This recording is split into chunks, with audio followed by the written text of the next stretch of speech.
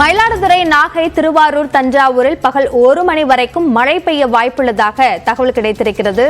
அதேபோன்று மற்ற மாவட்டங்கள், ராணிப்பேட்டை உள்ளிட்ட மற்ற மாவட்டங்களிலும் மழை பெய்ய வாய்ப்பு இருப்பதாக தகவல் வெளியாகி இருக்கிறது. அதனை முக்கிய செய்தியாக பார்க்கிறோம். கூடுதல் விவரங்களை நம்முடைய சிறப்பு செய்தியாளர் தமிழரசியிடம் கேட்கலாம்.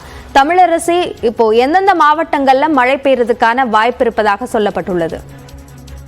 அடுத்த 3 மணி நேரத்திற்கான வானிலை முன்னறிவிப்பை வெளியிடப்பட்டிருக்கிறது. இதில் குறிப்பாக மயிலாடுதுறை, நாகப்பட்டினம், திருவாரூர் மற்றும் தஞ்சாவூர் ஆகிய தமிழ்நாடு மாவட்டங்களிலும், அதே போல காரைக்கால் பகுதிகளிலும் இடி மின்னலுடன் கூடிய லேசானது முதல் மிதமான மழை பெய்ய வாய்ப்பு இருப்பதாக தெரிவிக்கப்பட்டிருக்கிறது.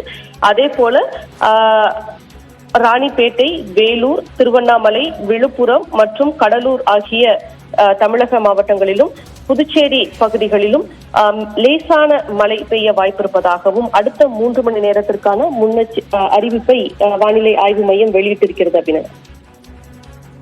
விவரங்களுக்கு நன்றி தமிழரசி.